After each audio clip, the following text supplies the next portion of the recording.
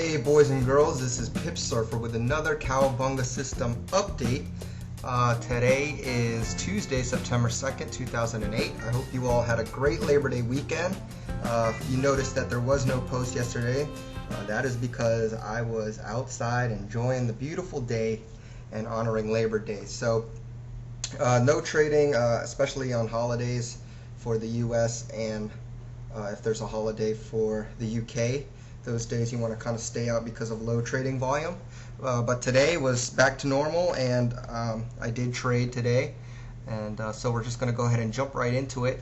First thing I want to do is go ahead and take a look at some of the comments that were left on my blog. So I'm just going to, oops, went to the wrong page there.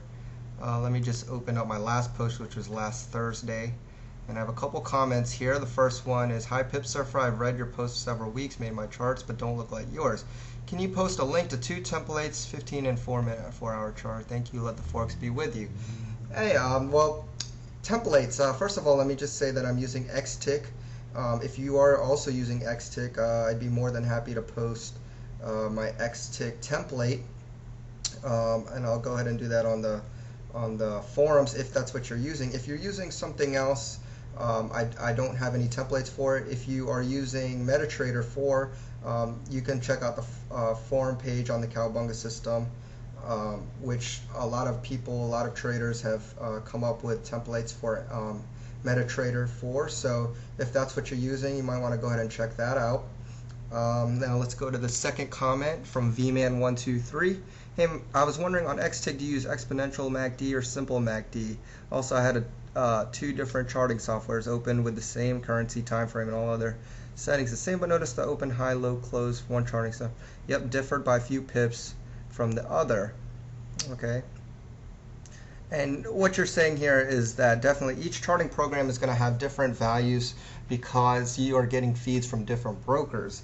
The best way to combat this is basically if you're using a broker, say GFT, and you want to use XTick, the best way you can do that is if you see a signal on XTick, go ahead and enter at whatever the market price is on your broker platform.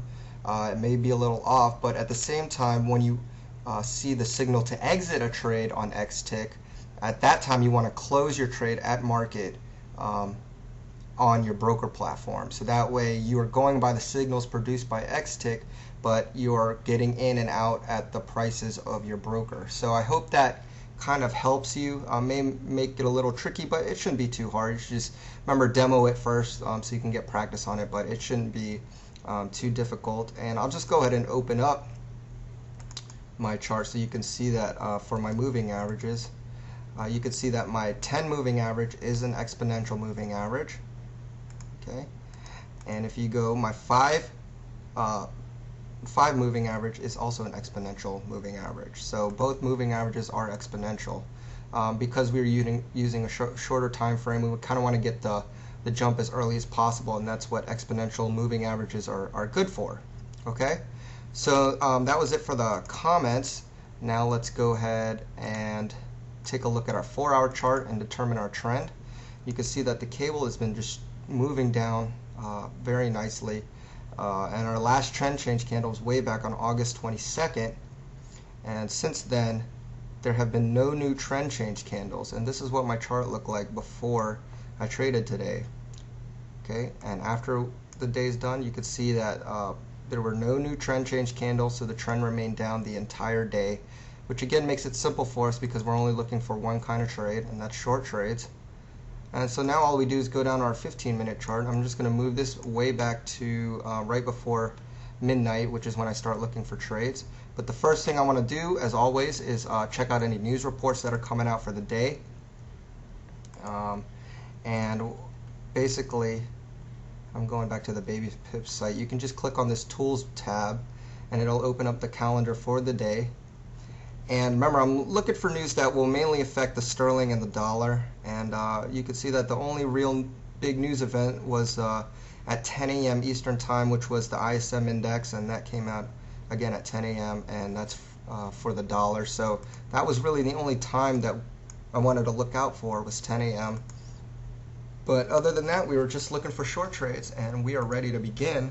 And so I'm just going to move my trade candles forward, and you can see that right away we have a crossover. And actually, I'm not even at the right time, excuse me. Let me move out to the real time. This is right before midnight. Okay, now let's move forward.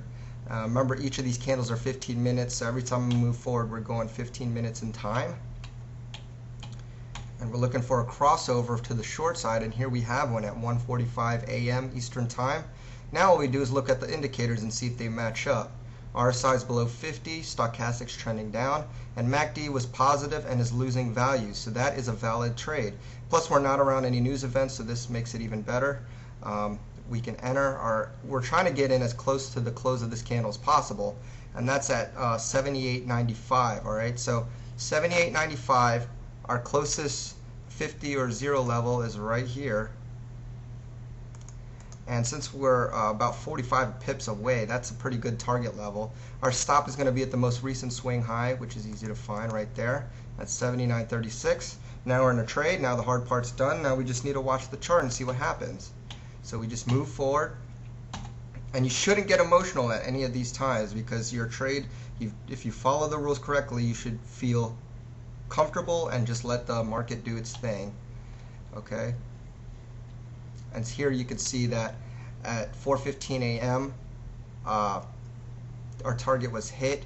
Price retraced back up. It did not make a clean break, so you would have taken final profit there. And basically, the rule of thumb is when you start to see the price, move up pretty fast, or if it goes about 5 pips above your target, go ahead and take it out. I was able to get out at 78.53. Some people may get out a little different, but this is basically just to let you know that, okay, we don't have a clean break of our target. It's time to get out. And so now we are out of the trade, and that's a win. And now we just move forward. And you can see that later on, price did continue to move down.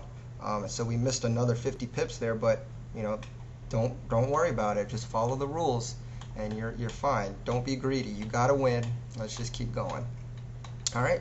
Now we're going on, and here we have another crossover at 8:45 a.m. Eastern Time.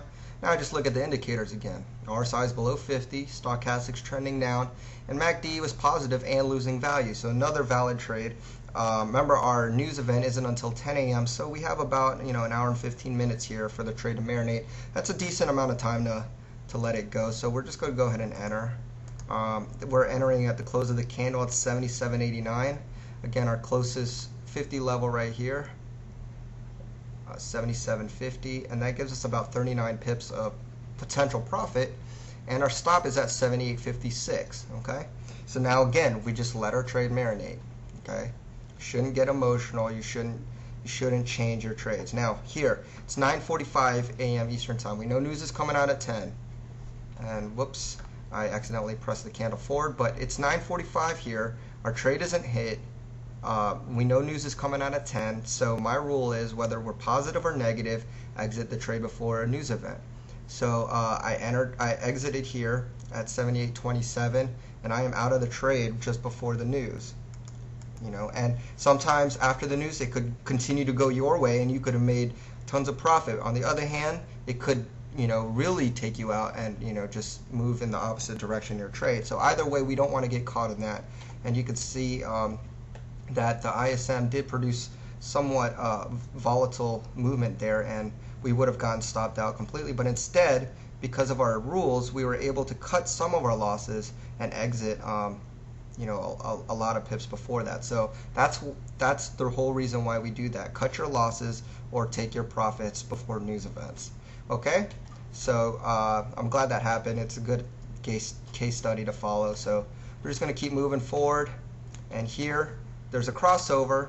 All the indicators match up, but if you look at the time, it's 12 noon, and I don't like taking trades after noon time because volume is down, and I'm pretty much pooped for the day, and I don't want to keep watching the charts. So we'll just move out to where it is now. But that was pretty much the day, and so enough said. Remember, if you have any questions or anything, feel free to let me know. But that was it. Hope you have a good day, and I'll see you all tomorrow. Cowabunga, dudes.